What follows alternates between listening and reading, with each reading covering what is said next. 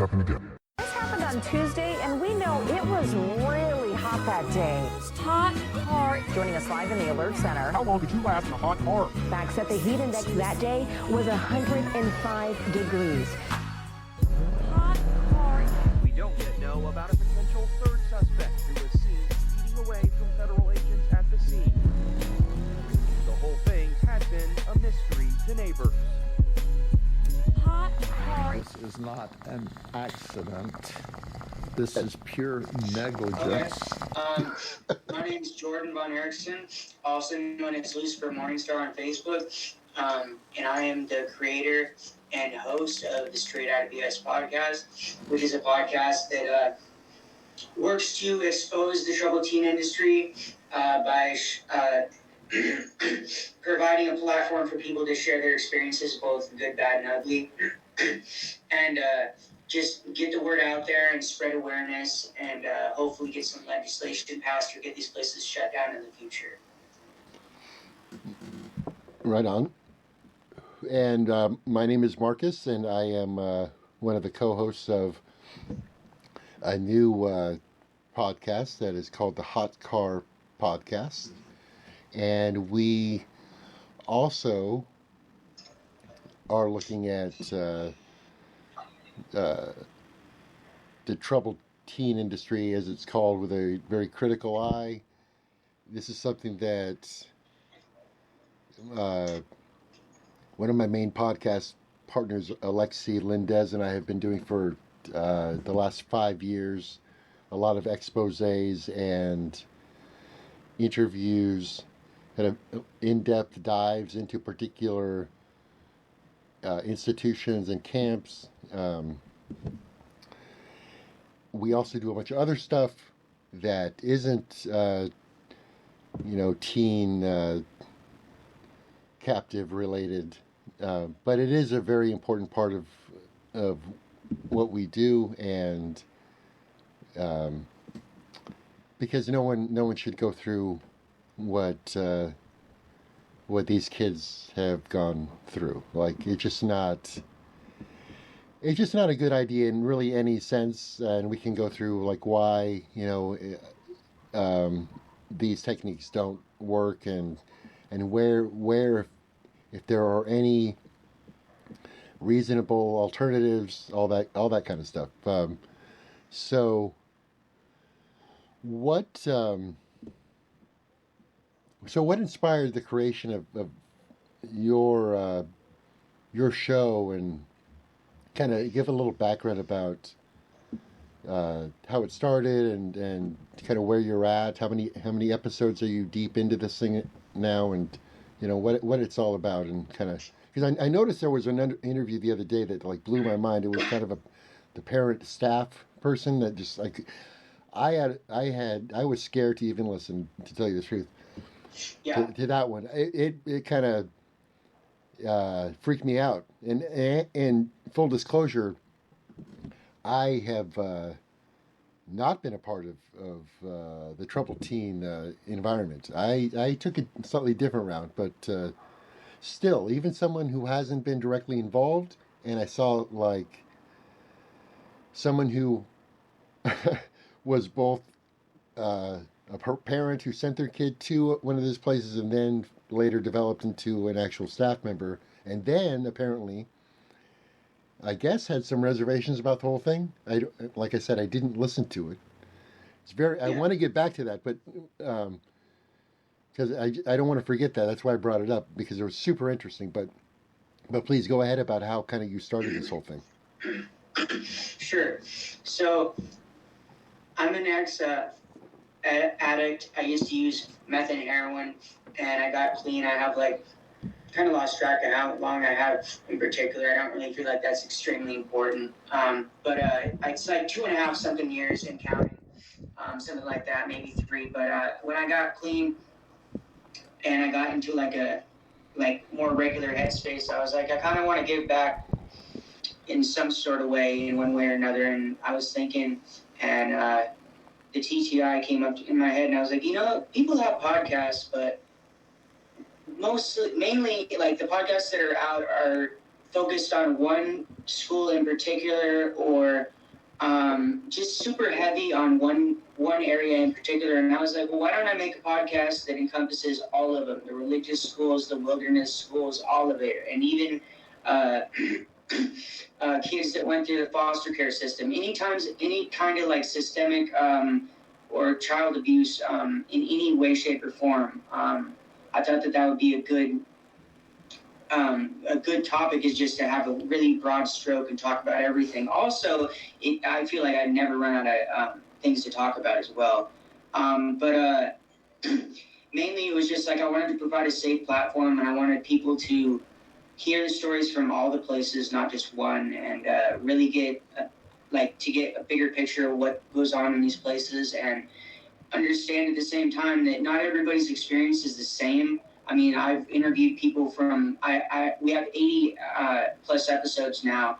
And, you know, I've interviewed a lot of people, and, you know, it's a broad difference between, like, there's people that enjoyed the program and that say that it actually, like, helped them turn into, like, a better woman or a better man. And then there's people that were extremely traumatized by it.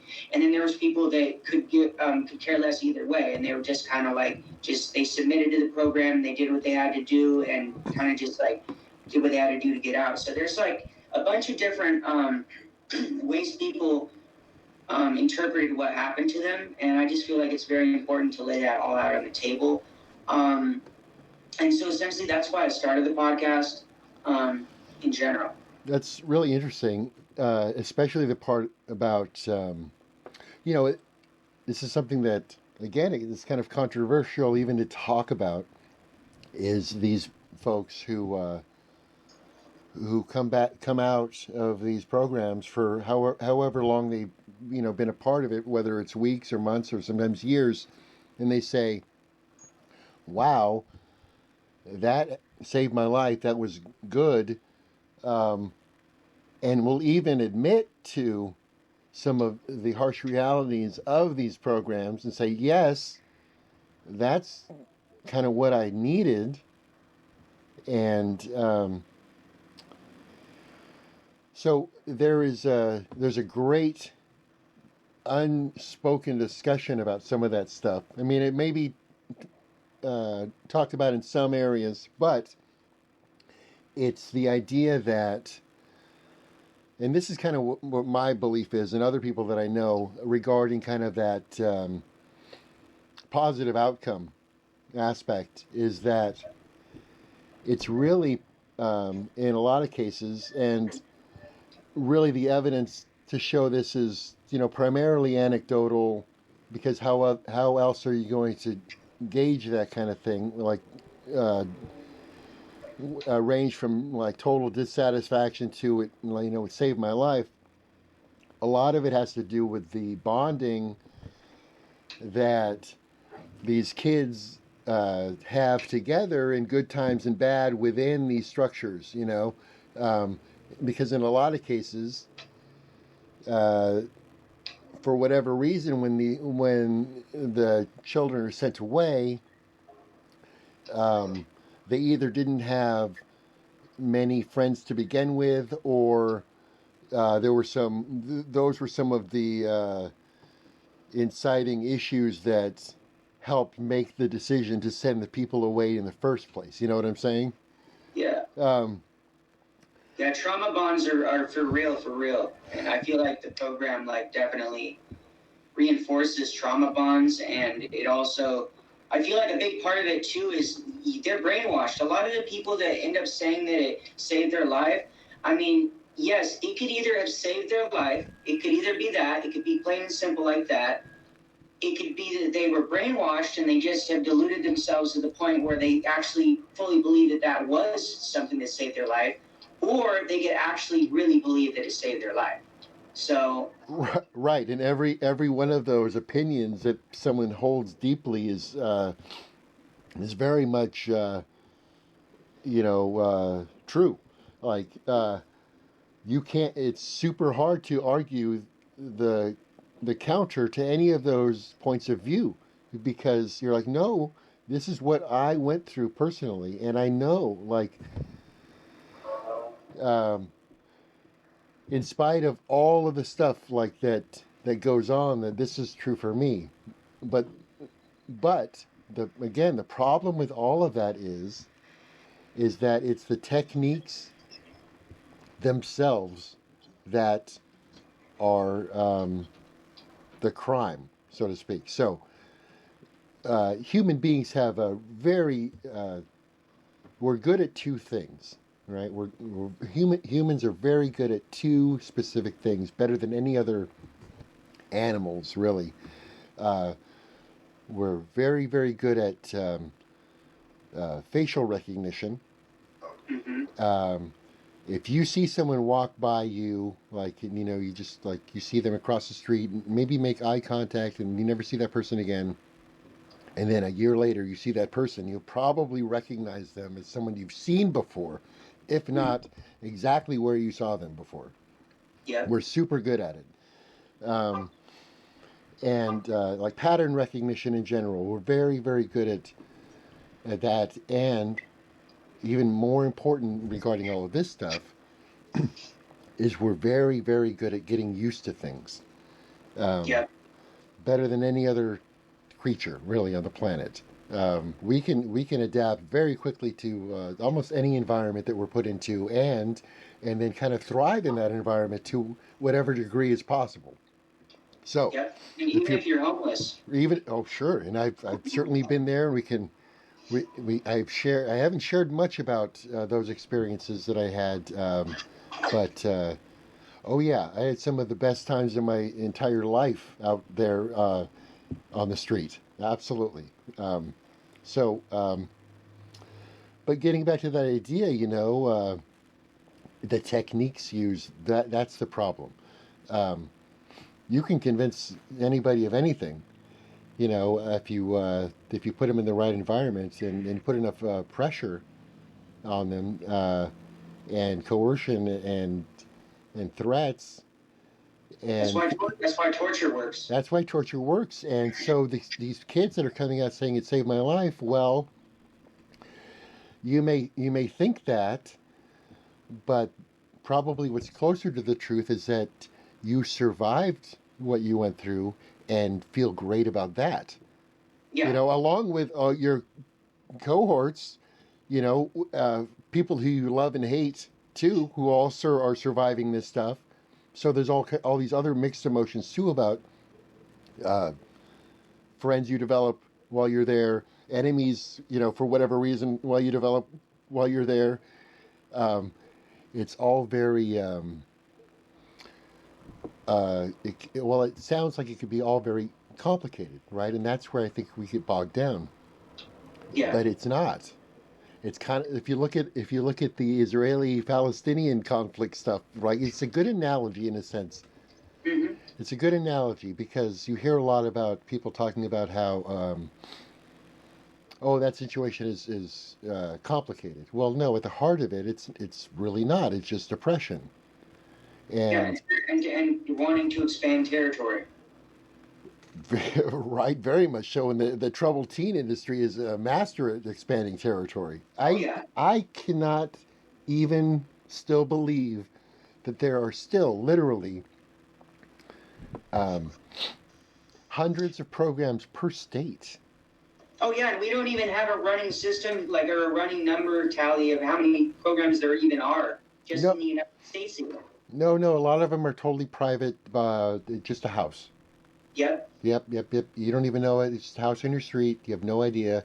And the reason I know that is because of my experience in living in and managing a sober living house for men. Oh, okay. And the reason I know that it's possible is because we were doing all kinds of good work with these guys, like straight off the street in a lot of cases, or straight out of jail. And bringing them in, saying, okay, you got to cut all of this shit out. Like, you're not doing any drugs at all. I mean, you can smoke your cigarettes and, take some ibuprofen, but that's about it. Yeah. Right? You're done. I don't want any money. You know, we don't want any money right away. If you do have money, that's you're a golden child, right? Yeah, yeah. Right. Okay. So here's the deal. You're gonna like get yourself like cleaned up. Here's a bunk bed. You got about 30 days grace. You're gonna start looking for a job because at the time it's like $600 a month, pretty much inclusive. You're gonna pay $20 a month for toiletries and stuff that's like pooled into the house, like anywhere between 8 and 12 guys living in a house, so, sometimes as high as 20. The neighborhood barely knew what was going on there, you know, and why should they? Yeah. And that's how I know that these places exist all over the place. Like, yeah, and a lot of them hide in plain sight. That's too. Exactly. So, yeah, I mean, that's the motivation behind all of this stuff. What you're doing, what Alexi and I are doing. I'm getting my other podcast guy, Hammy. Hammy had no idea. This guy, I mean, he's like in his mid-50s. He had no idea that these things really even existed. And people just don't. Even though, you know, he's a pretty worldly guy, people just don't even understand that these are even options. Because in a lot of cases, they're just not... Well, I don't know how. See, that's another thing that I don't understand. Maybe you can shed some light on that, like how these places kind of reach out and what are they? Who are they trying to get? You know, I mean, because I know they're like kind of recruit parents and school districts and I don't know. Do they seek out eligible kids to try to grab, or to, coerce the parents into spending money to send them there? How does that work? Okay, so there's several ways that they go about, and several different demographics, I guess you could say, that they go after. One of the big ones is any family that's struggling,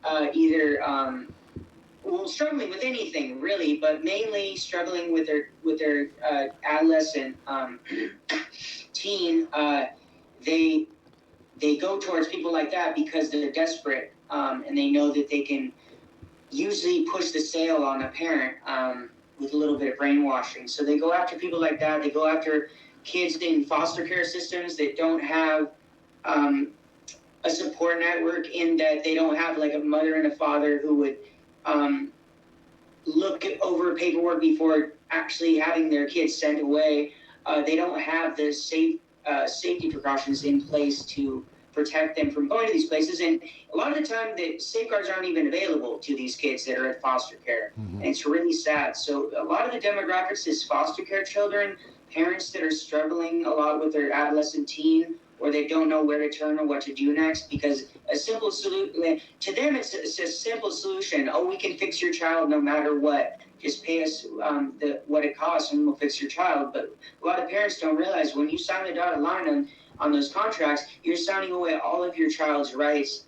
And if you were to read the contract, which I don't think a lot of people actually read the contract, but a lot of these contracts have in them clauses that I didn't even know about, such as they had permission to ship me off to Jamaica without even telling my parents, and they actually threatened to do that. So there's a lot of demographics that they go after, and they go after everybody in general, but the big ones are foster care and parents that are struggling a lot with their child. So, yeah, that's really interesting, because it's, there are several different layers too. And also the jail system. Okay. That's incarcerated. Right. It's a cool way to get. So if they're underage, if they're under the age of 18 and they're incarcerated, it's extremely easy, especially if you're in court and you're facing a mountain of charges. when you're given a choice, oh, you can be incarcerated for 15 years, or you can go to this boarding school and complete the program, most kids that are not educated in these kind of things are going to take the boarding school because they think it's the lesser of two evils, when in reality, when they get there, jail probably would have been safer for them. Right. So, all right, that's a lot to digest, because the implications there are that just as kind of within the facilities themselves, oftentimes they use tier systems for the kids, different levels of accountability and privilege. Mm-hmm. Right. So there's also this similar tier system on the outside. It's jail, and there are budgets from like the Department of Human Services statewide, some national programs that fund some of these. What would they be called? Like diversion programs. Yeah. Right. Yeah. So there are like drug courts, things like that, and it gets dicey here. This is very interesting territory because there are some diversions that make sense. Yeah. And then there are these like packages that are sold, kind of like we have the cure for everything. The long lists of like all of the things that a certain place might handle, whether it's uncontrolled violence, sure, I don't know, is a kid just destroying stuff in the classroom? I don't know what's going on there. Yeah. Or video game addiction, or she kissed a girl, or literally, your kid's bored.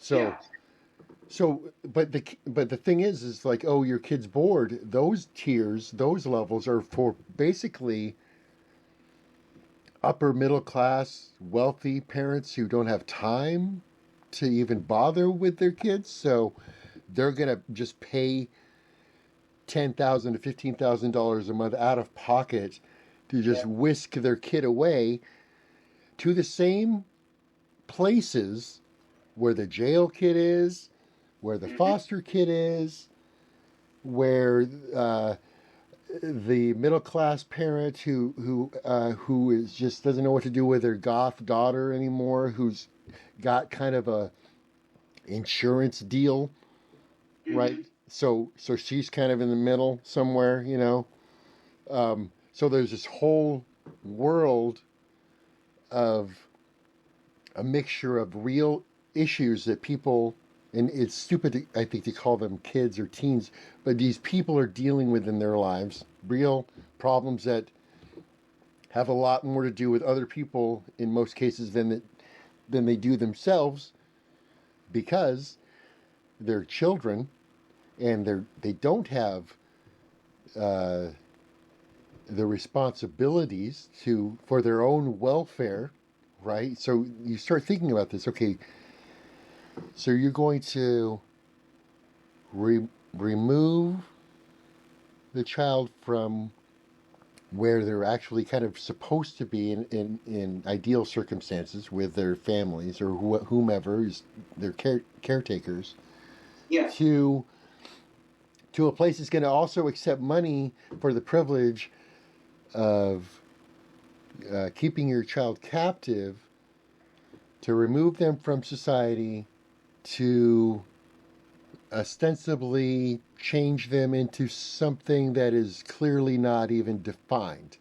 Because, and the reason it's not defined is exactly what I was talking about regarding all of the different levels and issues that someone might be there for. And the people there, and again, we've looked, the people who actually are running these schools and camps, the frontline, everyday workers, managers, those folks, they for the most part have no idea what they're doing. and aren't qualified in any sense to be doing the right thing, right? Like they're not qualified to be there, to have the control of these children. Yeah, especially children with a lot of mental handicaps or children with a criminal record. Right. I mean, there was children from all walks of life. Yeah. From all walks of life, you know? Yeah, and the ones that are disabled, those are like the big cash cows, because you know what happens there? They get all the Social Security money, and that pays for everything. Of course. Oh, man, I've seen that, too. I've seen that in adult foster care, where these folks, they get this giant house, they lease a giant mansion, basically, and move in all of these people on Social Security who need varying degrees of assistance. In a lot of cases, it's pretty marginal. But it's they're like, oh no, you don't have to live like in your little apartment. Come live with us. We'll take all your money and we'll take care of you. Yeah. I happen to like work part time for a buddy of mine whose parents ran a place like this and it was just kind of like, wow, that. I mean, that's right on the edge of being just totally like a completely horrible person, even in that aspect of it, where these people were being treated pretty well. Yeah. You know, as adults too, where they had all the rights. You know, but when you get down to like people with disabilities, especially minors, man, it's just like, right, like the most oppressed person that you could possibly think of would be like a black girl with like Down syndrome. Yeah. Right? That person is like being like constantly mistreated, and it should stop. That, I mean, from that, like it should stop right there, and then we can move up from that point. You know, let's find her and stop the mistreatment of that particular girl. Yeah. That's kind of what I'm about. You know, I'm like, and the idea of you know, really letting people know like exactly what kind of stuff happens at these places, like, because they don't hear it often enough. Yeah. Yeah, that's it. Because if they did, we would have more progress towards these places being shut down, I feel like. Well, the national bill thing that's kind of being pushed through is a damn joke. Yeah. I mean, it's not written in a way that, you know, is going to make much headway. No, what it does, and I went over this a little bit a few days ago, and I mean, let me just throw this out there. I think it's good, and I support people like making somewhat of an effort to get some legislation passed, but at the same time, I don't feel like this is written in a way where we're going to make much progress. I just wanted to throw that out. Well, yeah, well, right, I get it. So, the mechanics of what it does is that it doesn't change any of the behaviors, right? What it does is it makes these owners and operators get permission, or it obligates them to let someone else know that they're still doing these things that are still allowed. See, the only problem that it addresses is that there was too much secrecy in these techniques. Yeah. And so now, what this bill does is, all it does is it says, okay, you have to tell somebody what you're doing. That's it. And, you know, okay, that's a step. It is a step. Like, disclosure is something. Say, hey, here's what we're doing, and it's on some kind of record, I suppose. But like, it doesn't stop any of the behavior.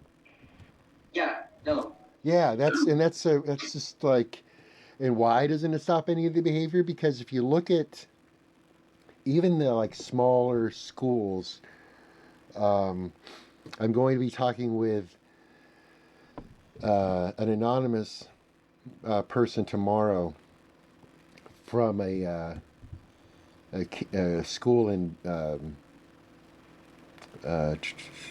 is it Billings? I think it's Billings, Montana. The place isn't that important, but it's a nonprofit, you know, and it's run by this lady who was fired 15 years ago from an organization that they were like homeless advocates, drop-in centers, that kind of stuff. They would do homeless counts. They would deliver hygiene packets and stuff to like homeless camps in like the Billings, Montana area. Okay, really like good work. Like, so this lady who was running the place, turns out for years and years she was faking all of these numbers and delivering non-existent stuff to non-existent camps of like, she would go out and report that there were like camps of 50 minors like out in the woods. No, it wasn't true. It wasn't true. Doing it for clout. Right. And they got found out and then got fired and then, but now she's running one of these therapeutic boarding schools. Like right now. And I just saw a fundraiser event, and you would not believe all of the little local and regional and some national companies who all were chipping in on this event for to help the kids. Like they just got paid they just get paid constantly. That's all they do is they get paid and they warehouse these kids, and sometimes if they don't have kids, they lie about having kids in order to get more money. They don't even have to have the kids on site. Some of these places operate like virtually too. They're not even real. Yeah. That's like what is going on? Yeah, the wormhole goes deep on this topic for real. It really does. It's crazy. Yeah.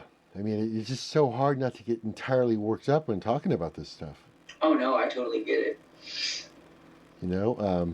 So it's nice that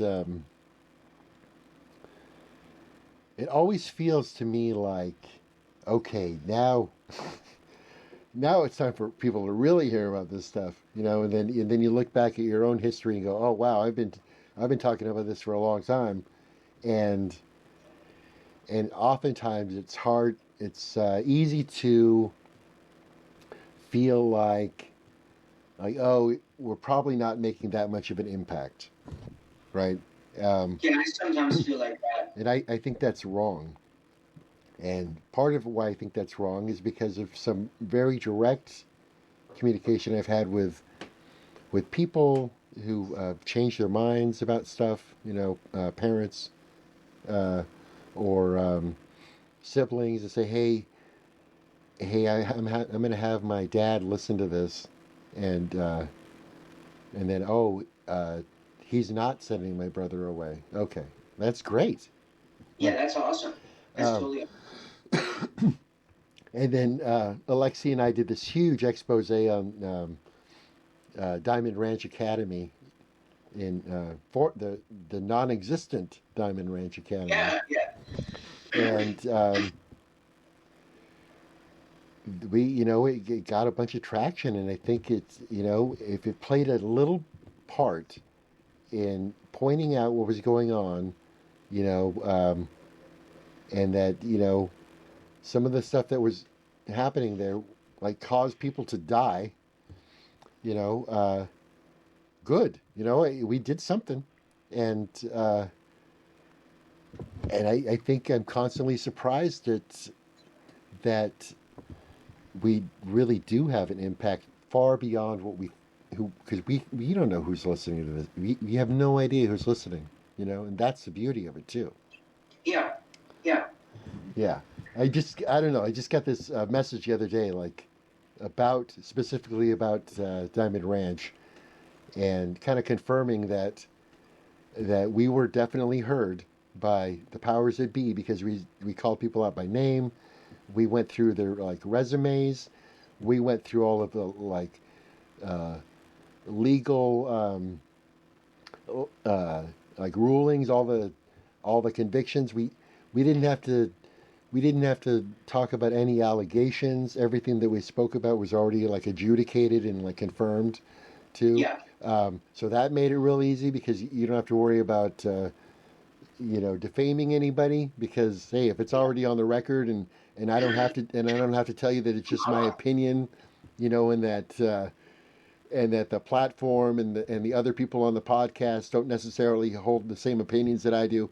If you don't have to say all that shit, and you can just say, yes, this is the fact, don't send your kid here, because if you do, you know, they might end up dead, like that 12-year-old kid at Provo Canyon that we were just talking about. 12-year-old boy, little, like, and I was just trying to figure out what the hell did the 12-year-old little dude do to be, you know, sent away there? Like, and they're like, oh, he was like super disruptive. Like, come on. What teenager isn't disruptive? Yeah, just dumb. Like, you know, I had a autistic stepson for a number of years.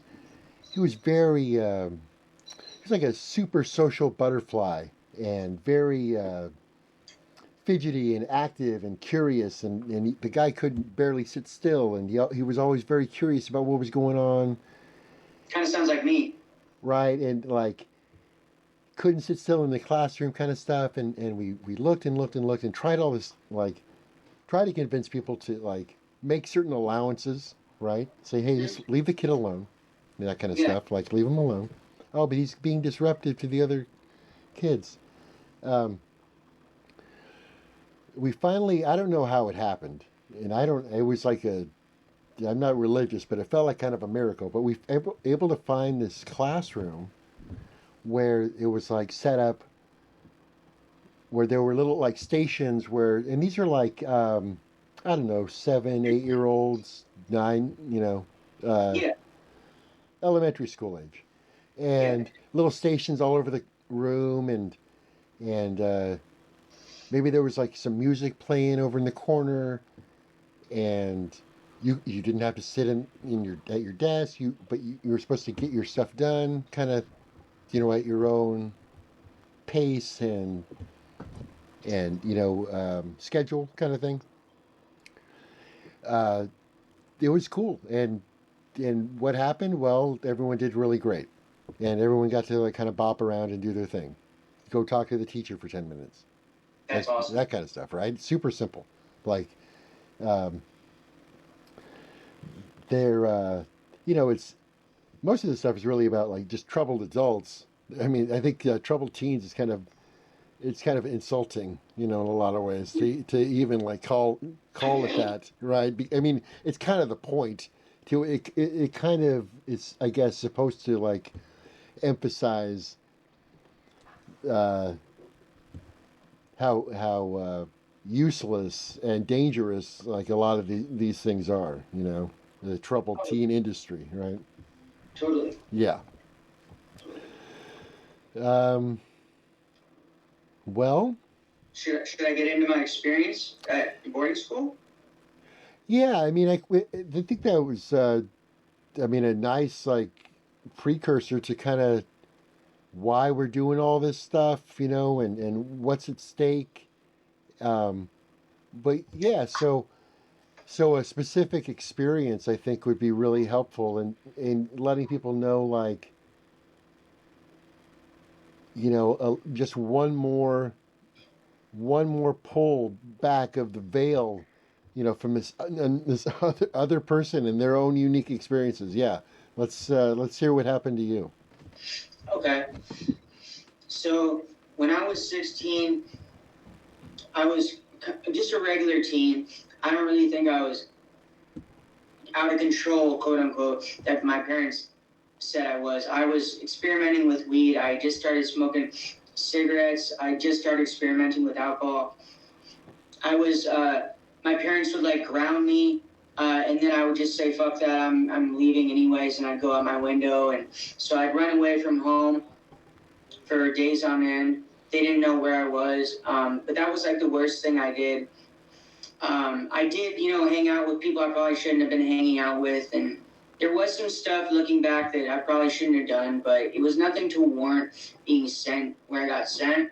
I came home one morning, and my parents, I'd been out the entire night before, and I hadn't gotten much sleep, so I was kind of half awake, half not.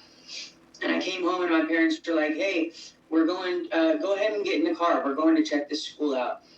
And I was like, this school? And I was like, well, are we going to be back by tomorrow? Because I got some schoolwork I got to do. And they're like, oh, yeah, don't worry about it. We'll be back by tomorrow.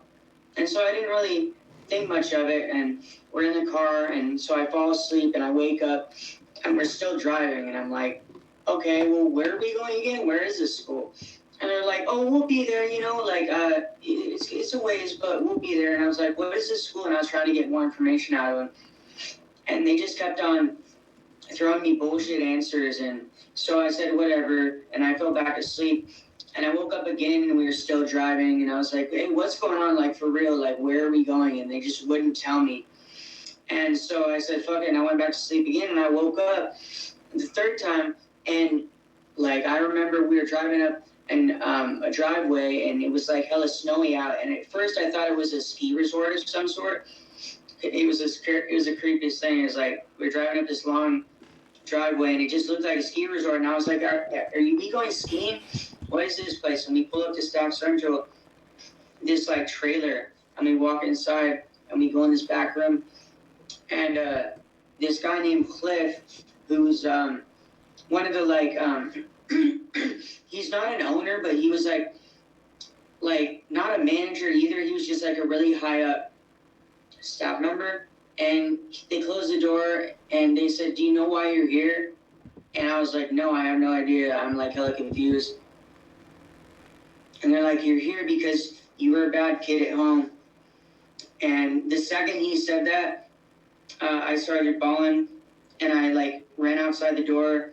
And I was like, I looked my dad in the eyes. I was like, please don't do this. Please don't leave me here. Like, please don't do this to me. I was like, just please, I'll do whatever you want me to. Like, I'll just like, I'll be a good kid. Like, just take me back home. And my dad just like came over, hugged me, and he was like, I'm sorry, son. Like, I really don't want to do this. This is the hardest moment of my life, but I have to let you go. And you're expected to graduate from here, and you can come back home when you graduate. And my parents left, and there was a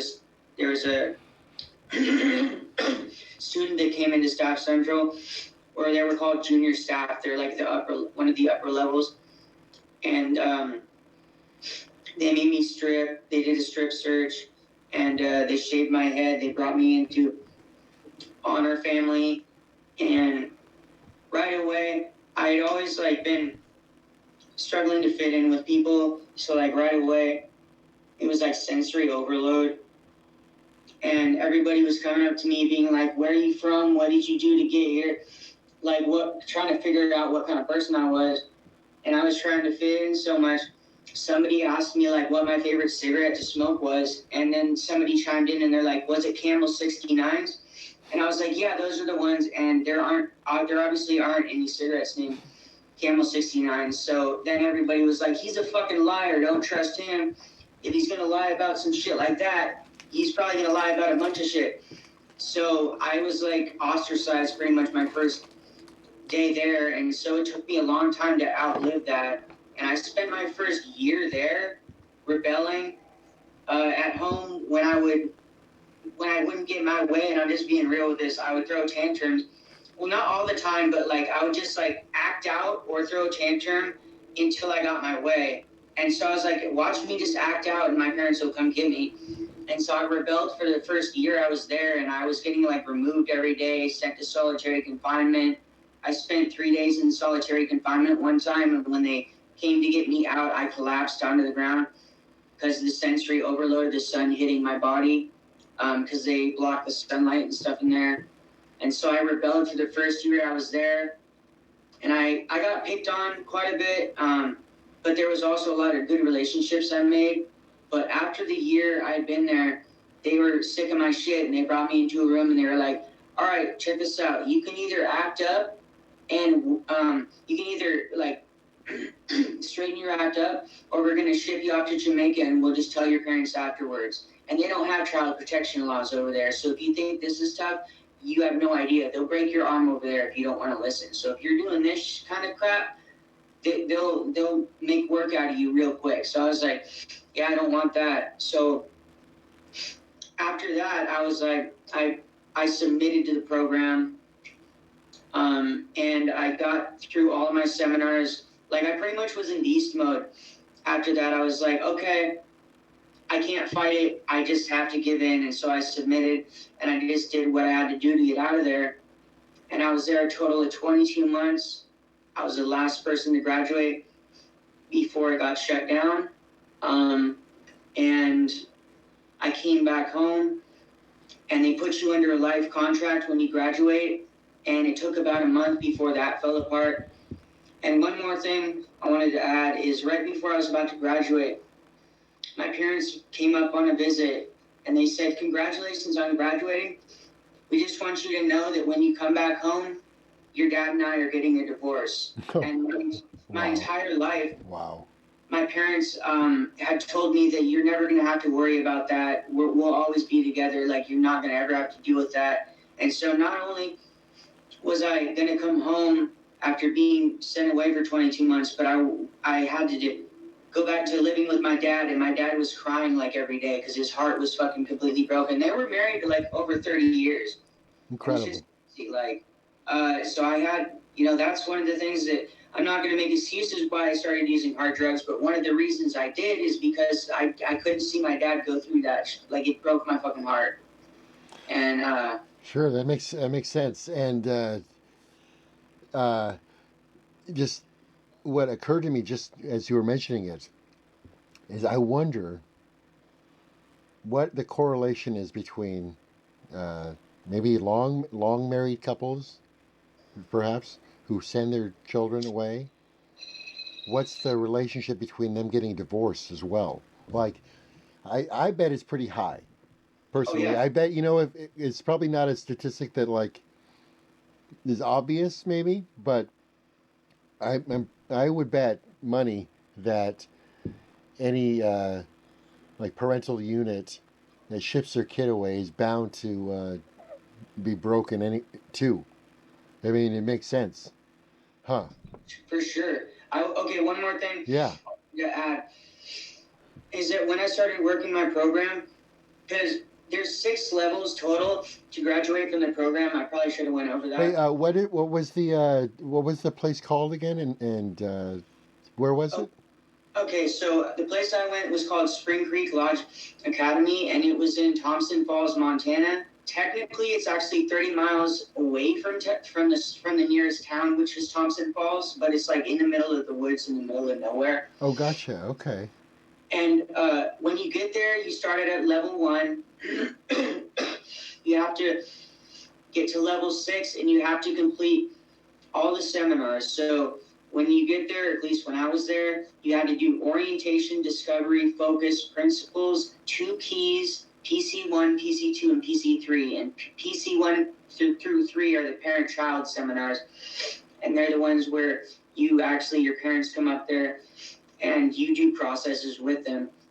But when I got onto the upper levels and I started to work my program, because I knew so much what it was like to be picked on and singled out, and knew exactly what it felt like to try my hardest to get off level 1 and just always be getting consequences, or somebody didn't like me, so I'd get consequence and I'd be stuck on level 1, and I just felt like hopeless. Like, I felt like I was never going to be able to make it out anywhere. So because I knew what that felt like, anytime I saw, because essentially when you're junior staff, once you get level 4, you're essentially staff members. Your job is to consequence and the lower levels. So you work lower level families, and you're essentially a policeman. Right, so right.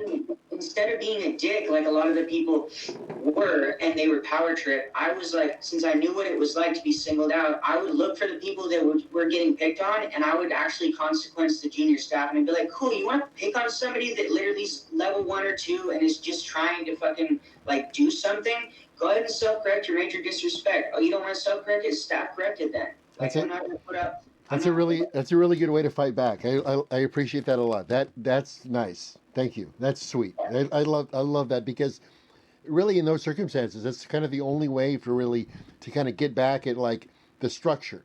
Because you're not really trying to get back at the person necessarily. I understand that that's his target, but that whole reason that other junior staff exists is because of the structure. So, but it's really effective because it really like tweaks your mind a little bit for a second. Like, wait a minute, I thought I was doing the right thing. Yeah. Right. Yeah. Yeah. That's. Oh, I didn't realize that you also went to Spring Creek because we were just speaking with Jessica the other day, who also was at Spring Creek. Interesting. It would be. Have you spoken to her personally? What was the last name? Hold on. Or if you don't want to say it on the air, we can talk about it after. Well, I don't even know. I mean, no, she's okay with that. I just don't know. Like, I'll have to look it up for a second. But no, the thing is that if you haven't, I think it would be really interesting because I don't know if your stays overlapped. And that would be it would be fascinating because it would really kind of shed even more light on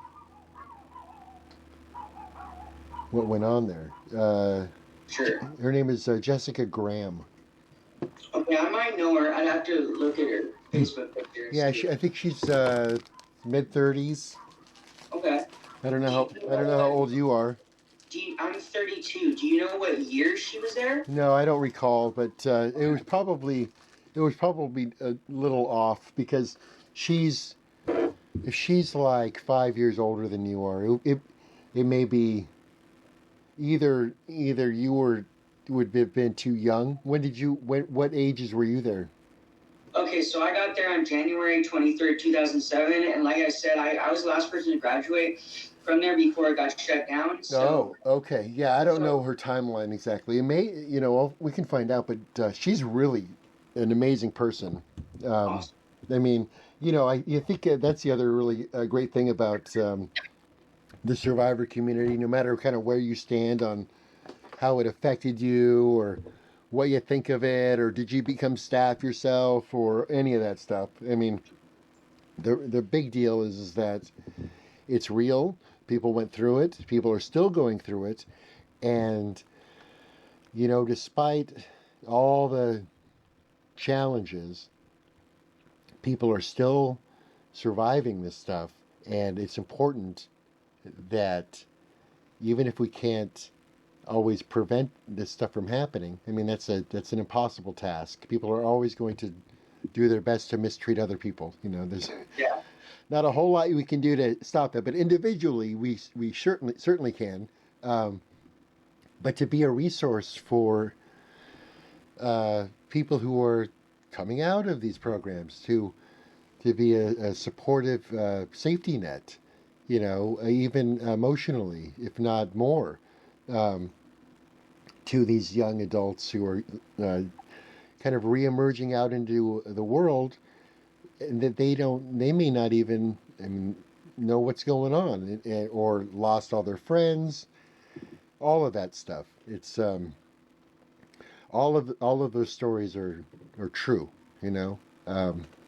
so that's why this is important to me, is to educate the public about the troubled teen industry, and in your case, your program, the WASP programs too, which are still certainly in full effect. Yeah. The Litchfields haven't gone anywhere. I'm trying to. Speaking of the Litchfields, I'm trying to locate Nathaniel. He seemingly has. Do you know Nathaniel Litchfield? I have messaged him on Facebook. Was there some drama going on with him? Well, he just disappeared.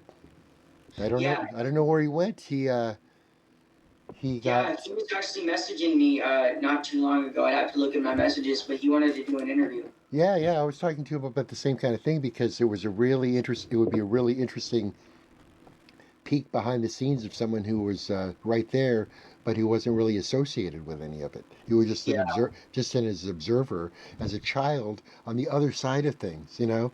Fascinating stuff. I'm very curious to know what the home life was like. Right, and I think the home life was pretty good. Yeah. Yeah, right. Why wouldn't it be? I guarantee he's overheard some conversations, probably though. Oh no, he knows a whole bunch of stuff, and I'm concerned. Not that he's in like some kind of danger necessarily, but I don't know. Yeah, I hope not. I mean, this shit goes really deep, so I mean, he could be. Well, you know who the people we're dealing with. You know the people that. Yeah. Well, so all of it becomes very possible. Like I have done enough WASP inquiries and also just direct information from, people like Alexi and other women who were part of those programs. It's all the same story. All of the abuse, all of the sexual stuff. I mean, it's all right there. Yeah, the grooming, all of that. No one's denying it either, and it's just like they're so wealthy and protected, with name changes and crazy shit like that. Yeah, they just rebrand. They're doing it right now. It right now. They built a whole new gym. I made a funny meme about this whole groundbreaking for this gym in Utah. This big, and I put up over the top of it where's Nathan, and then a fake URL. It said it's called underthegym.com. They buried this guy, metaphorically, right? But no, man, that's not. And, it bugged me so much. When I was like, "Well, hey, I'm gonna go talk to Nathan," and then what I found was even more disturbing. See, he doesn't even have a profile on Facebook anymore, does he? No, and what I found, when I looked up his name, what I found was an old post of mine where he was saying that he had been denied the ability to post, and over something really not very safe for work.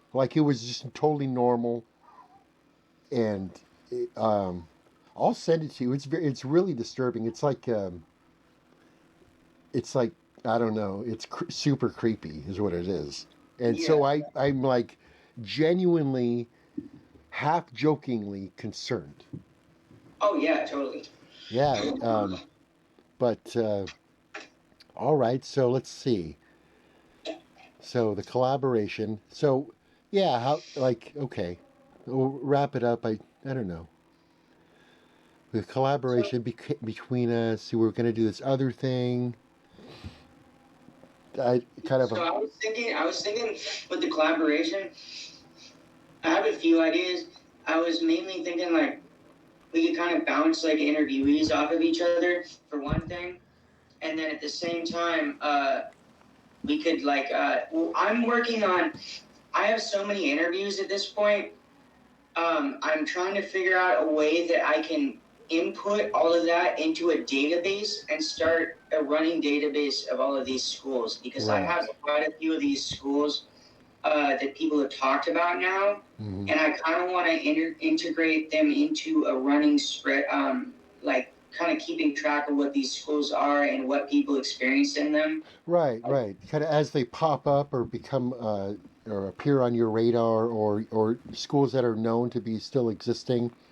Yeah, exactly. You can add some details in, because that's how, I mean, it's all you have to do is and I mean, I'm not trying to suggest it, because you'll just go down a crazy rabbit hole. But if you just Google any particular state in general, therapeutic boarding school or whatever, you're just going to get a whole web of all kinds of stuff that either brokers or consolidation firms that route different people to different places. They have, it's AI generated. If you type in therapeutic boarding school in small town wherever, it'll say, oh, here it is right here, and then it's not, of course, but it's a local phone number. It's all very all very sneaky. So Yeah, and there's also ones that aren't even like talked about online, that people that are just super under the radar. Wow. There's a few schools that I know for a fact that aren't anywhere online. Like, you can't find anything about them. Interesting. Wow. They try and scrub a lot of that information. Yeah. So I got tricked into Scientology when I was 19 through a part-time job at a place called Ability Plus School, and it was like a kind of a little small, like K through 12, like 50 student school. They were leasing like two rooms at a defunct like junior high school. Like they were like, so you'd go onto this like campus of this, you know, regular size like middle school, and they had two classrooms that they were renting, and they had this really weird like technique and study technique, and it was all very strange, but there was never any mention of any like anything else, and they just like groomed me into like working for them. It was the strangest thing. It's very insidious, man. You're right. Like, you don't know, like, anytime that someone's talking about, like, therapy for your kid, and, like, be very, very suspicious, like, initially. Like, be careful. Make sure that the people that you're talking to are not only credentialed, but look up any organizations that they're a part of. Look up, different... there's a bunch of different red flags that, you know, we should probably, maybe not right now because it's a pretty good size list, but, to offer up a bunch of warning signs that where you're thinking about sending your kid is not the place you think it is. Yeah.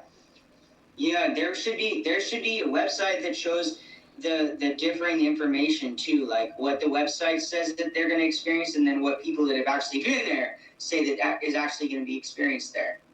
Yeah, I like that compare and contrast thing too. I like to do that a lot. Like sometimes I'll read information from the websites themselves and say, hey, like, here's what they're presenting to you.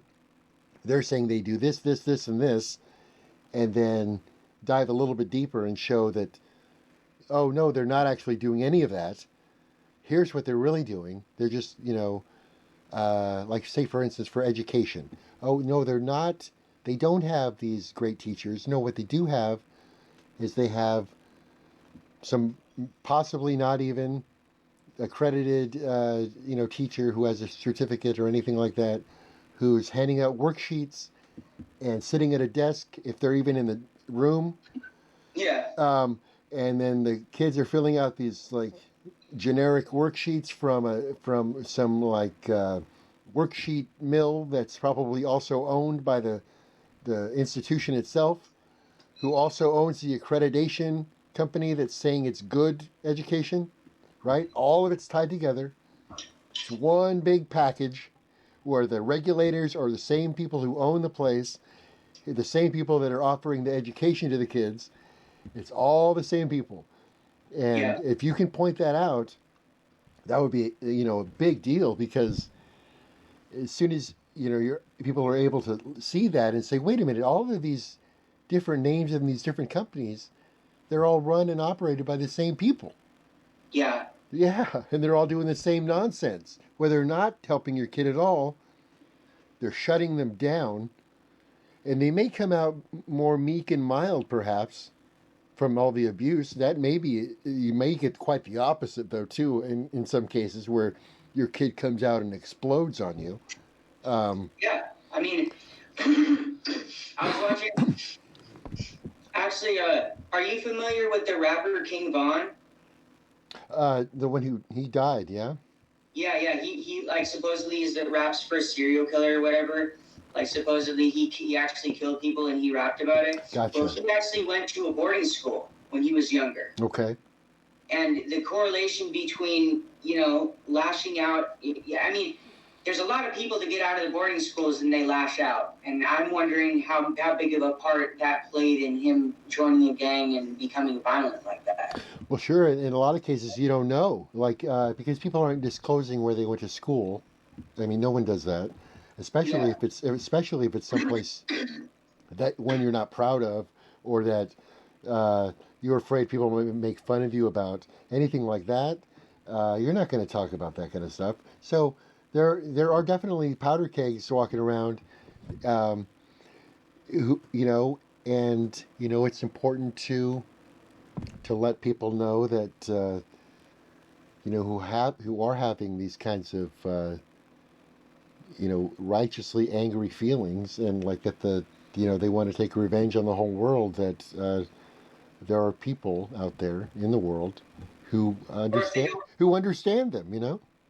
Yeah, or if they don't feel like they were powerless in the program, so by taking somebody's life, you take that power back in a way. Right, but it's always the wrong target, It's always the wrong target. Like, very rarely is it. I mean, it's never justified. But God forbid it's the right target every once in a while, Yeah. I'm not advocating anything, but I'm just saying, like, man, wouldn't it be nice if every once in a while they got the right guy? Yeah. Like somebody that was like trafficking women or trafficking children. I don't know, one of those guys who changes their names all the time. Yeah. What's his name? Marvin? Larry? Larry? I mean, the guy had too many names, and he was grabbing too many young ladies' asses, too. Yeah. Yeah, a lot of that stuff, too. Marvin Litchfield, everybody. Welcome. Jesus Christ. Yeah. Okay, well, yeah. For any ideas with the collaboration, my thing is I just want to get the word. Like I was just saying to a friend the other day, I was like, some people might be, like you were saying, like everybody has a podcast nowadays. Like some people get mad that other people make a podcast on the same, like kind of, it's not the same topic, but the same kind of, like you're talking about some of the schools. But I'm like, in my opinion, it's like I want more podcasts to be open. I want as many podcasts as possible to be open talking about this, and so until they shut down. So if more people want to make a podcast, by all means, please do. Right, and it's right, sure, and absolutely, and you know what? It's cool if you want to criticize Paris Hilton for her like maybe kind of doctored experience in all of that. Sure, you can do that. You're allowed to. You don't have to believe that she really went through what you went through. Yeah, I mean everybody. No, but there's some of that going around too. Like, relax. It's okay. You're allowed to talk about whatever you want to talk about. Yeah, and your opinion is your opinion. Like, and people should be able to voice their opinion, even if it's not a popular opinion. Right, because no matter what you think about Paris Hilton, she's living, and she's hot, and she did go to these fucking schools, and it doesn't matter if she got privilege, because she still had to endure all this nonsense. Yeah. So people who don't think that she's doing enough about advocating for these bills in Utah and nationally should shut the fuck up. How about that? Well, I mean, there's only so much she can do. It's not like she's the president of the United States. No, she's not. The president. There's only so much she can do. She's a dumbass celebrity with a kid with a head that's too big. Okay. All right. Yeah, that's it. And but you know what? She still deserves all of the empathy for having to go through that bullshit at this therapeutic boarding school that her fucking wealthy parents sent her to when she was a teenager because they didn't like Lindsay Lohan. Yep. Yeah, like fuck off. Don't do that. Don't do that to your kid. And if you have done that to your kid, like ask for their forgiveness. How about that? Yeah. Yeah, and say you're sorry. Yeah. At the very least, mean it. Actually show you're sorry. Like. Yeah, do some. Hey, look, any parent out there who, whether it was on accident or on purpose, or later on you figured out it was a bad idea, or even if you still think it was a good idea, just do something nice for your kid.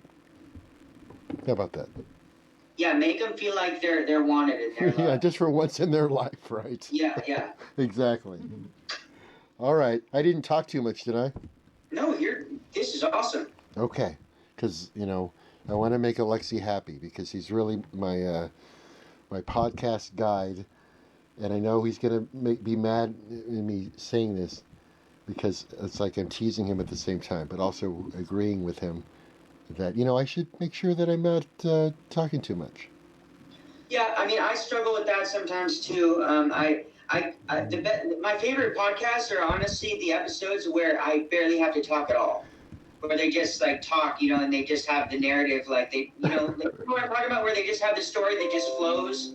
Oh yeah, no, I love that too. Like, Yeah.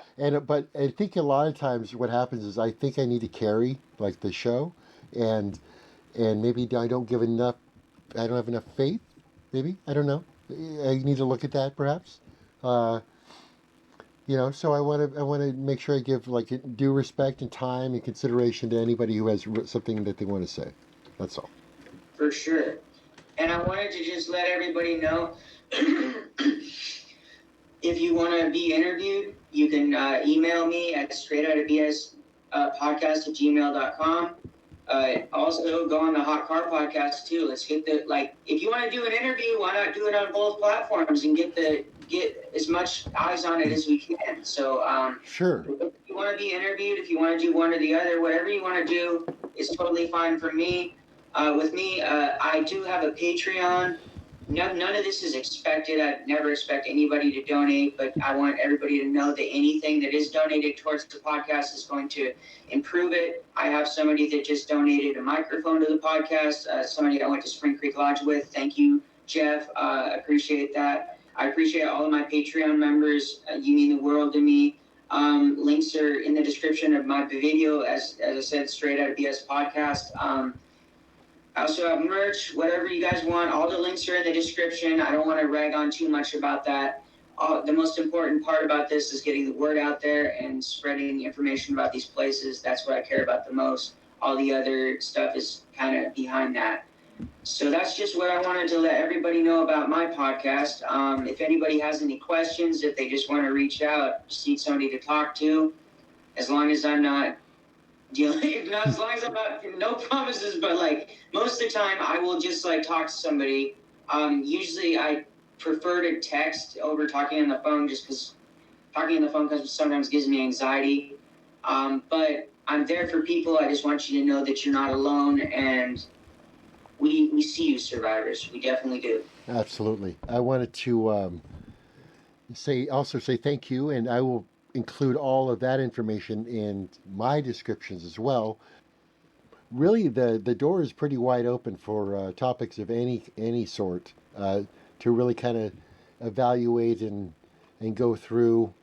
Perhaps I know that I'm always working on stuff, and I want to leave with this. We see you, survivors. We definitely do. Absolutely. I wanted to say thank you, and I will include all of that information in my descriptions as well. Really, the door is pretty wide open for topics of any sort to really kind of evaluate and go through. Perhaps I know that I'm always working on stuff, and I want to leave with this. This happened on Tuesday, and we know it was really hot that day. Hot car. Joining us live in the Alert Center. How long did you last in a hot car? Facts that the heat index that day was 105 degrees. Hot car. We don't yet know about a potential third suspect who was seen speeding away from federal agents at the scene. The whole thing had been a mystery to neighbors. Hot car. This is not an accident. This is pure negligence.